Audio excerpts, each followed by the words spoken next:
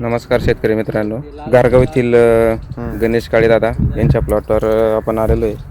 तर त्यांची समस्या अशी होती का थंडी वाढल्याच्या नंतर म्हणा किंवा त्यांचा झाडाचा शेंडा चालत नव्हता, पिवळेपणा जास्त होता आणि फ्लॉवरिंग वगैरे सगळ्या गोष्टी म्हणजे काही फुलं पण जळत होते.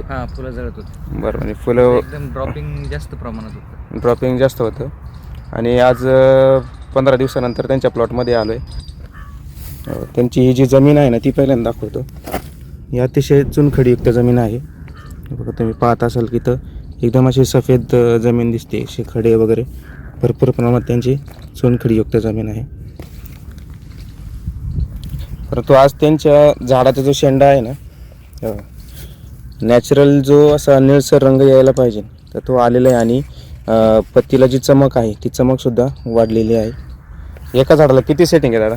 एका झाडाला कमीत कमी 10 ते 15 सेटिंग आहे. आता फुलाचं प्रमाण भरपूर आहे. 20, 25, 30च्या आसपास फुलं आहे. या बेडवर त्यांनी पहिल्यांदा आधी टोमॅटो घेतलेला आहे, बरोबर ना? हो, टोमॅटो घेतलं होतं. टोमॅटो घेतला होता आणि त्यानंतर त्यांनी त्याच बेडवरती पुन्हा आता हे बारटोक व्हरायटीचं 15 दिवसानंतर त्यांच्या प्लॉटची कंडिशन अशी उत्तम झालेली आहे. तर सेटिंग वगैरे अशी आणि फुलाचा स्ट्रोक वगैरे जो आहे तो सुद्धा अतिशय सुंदर आहे.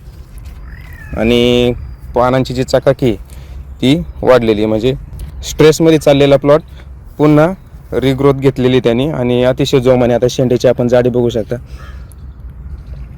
आणि फुटवे पण आहेत. आता इथं हा 2 कळ्या आहेत, अधिक शेंडा पण निघालेला आहे आणि इथं सुद्धा कळी अधिक शेंडा निघालेला आहे.